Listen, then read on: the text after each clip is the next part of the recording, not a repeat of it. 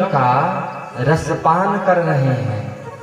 और आज के दिन बाकी बिहारी लाल के जन्मोत्सव का भी आप दर्शन करेंगे।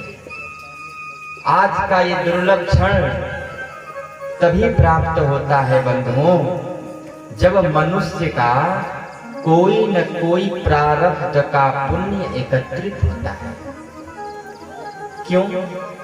क्योंकि अगर आपके प्रारब्ध में पुण्य नहीं है, अगर आपका पुण्य आपको बल नहीं प्रदान करता, तो बगल में ही भागवत कथा होगी, आप कथा सुनने नहीं जाओगे। बिना किसी पुण्य के बल पर मनुष्य किसी भी भागवत कथा में उपस्थित नहीं हो सकता। वो मन तो बना सकता है कि मुझे भागवत में जाना है, लेकिन जिस समय वो योजना बनाएगा आने का, उसी समय कोई ऐसा आवश्यक कार्य आ जाता है कि मनुष्य कथा पांडाल में नहीं पहुंच सकता। तो बिना किसी पुण्य के हम इस पांडाल में नहीं उपस्थित हो सकते। कल आपने सुना किस प्रकार से पृथु महाराज सनकादिक ऋषियों को अपना सर्वस्व देने को तैयार होते हैं। महाराज, मैं पृथु अपना पुत्र, अपनी पत्नी, अपना राज्य, अपनी संपत्ति, अपना प्राण आपके चरणों में समर्पित करता है। और सनकादिक ऋषियों ने क्या किया? उन्होंने कहा कि पृथु, मैं तुम्हारे समस्त दानों को स्वीकार करता हूं, और आज के बाद से ये संपत्ति हमारी है, लेकिन मैं तुमको इसके प्रबंधक के तौर पर नियुक्त करता हूं।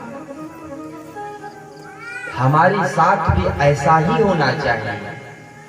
आज हमारे पास जो कुछ भी है न महाराज, जो भी संपत्ति है, धन है, वाहन है, पुत्र है, परिवार है, उन सबको आप अपना समझते हैं कि ये मेरा वाहन है, ये पुत्र मेरा है, ये मेरी पत्नी है, ये मेरा पति है। मैं मतलब ये मेरा है, मेरा का अभिमान मनुष्य के पास आ जाता है। इसीलिए मनुष्य मेरा मेरा करते करते दुखों के सागर में गिरता चला जाता है। जबकि होना क्या चाहिए? श्रीमद् भागवत के एक एक श्लोक में आपको एक एक सूत्र प्राप्त होते हैं महाराज। बस उस सूत्र को जीवन में उतारना है। कौन सा सूत्र है? पृथु जी और सनकादिक ऋषि के इस चरित्र से हमें क्या सीख मिली? ये सीख मिली कि ये जो कुछ भी हमारे जीवन में है ना, उसका हम उपयोग करें, उसका सुख भोगें, लेकिन क्या समझकर?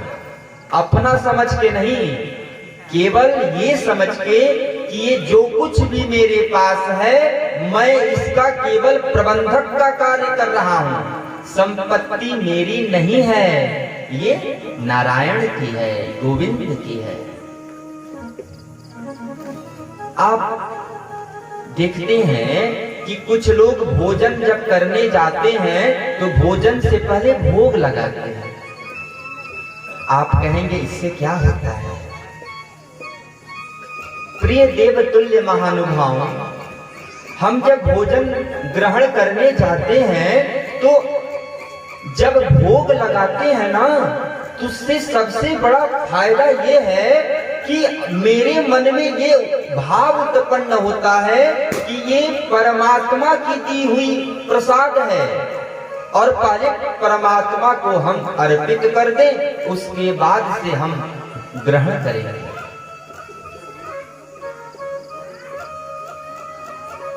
आप विचार कीजिए, जैसे अगर आप किसी का वाहन, किसी का 2 पहिया वाहन आप मांग कर कहीं जाते हैं तो आपके मस्तिष्क में क्या चलता है? ये चलता है कि ये 2 पहिया वाहन जिसे मैं चला रहा हूं ये मेरा नहीं है, बस मैं अपने कार्य के लिए इसका यूज कर रहा हूं, एक समय में इस गाड़ी को इसके मालिक को देना पड़ेगा। आप उस 2 पहिया का उपयोग कर रहे हैं, लेकिन भाव क्या है कि ये वस्तु मेरी नहीं है, किसी की दी हुई अमानत है। तो क्या अपने रिश्तों में, अपने संपत्तियों में हम ये भाव नहीं रख सकते हैं कि ये जो पुत्र मुझको मिला है, ये जो पुत्री मिली है, ये जो पत्नी मिली है, ये पति मिला है, ये संपत्ति, ये फ्लैट जो भी मिला है, मैं इसका उपयोग तो कर रहा हूं लेकिन ये मेरा नहीं है।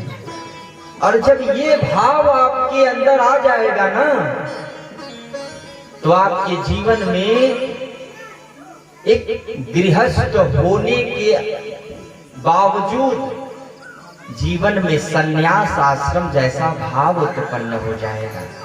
और जब ये भाव उत्पन्न हो गया, तन मन धन सब कुछ है तेरा, सब कुछ है तेरा, तेरा तुझको अर्पण क्या लागे मेरा, तो मनुष्य का अहंकार समाप्त हो जाएगा।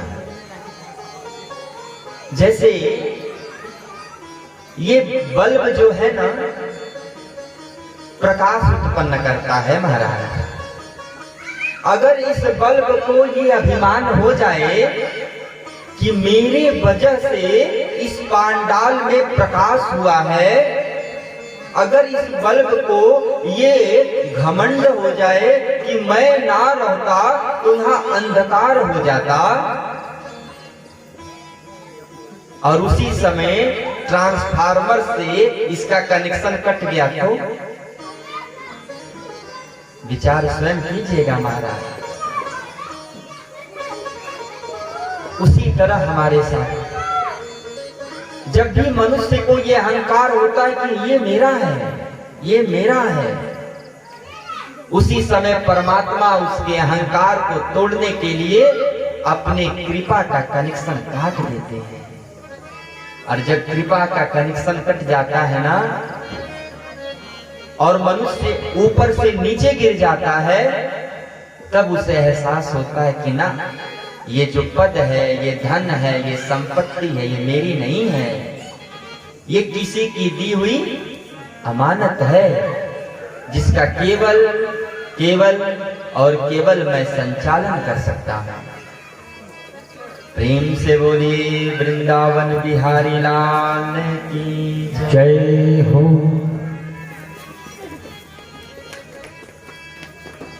आज जन्माष्टमी आपके इस पांडाल में मनाई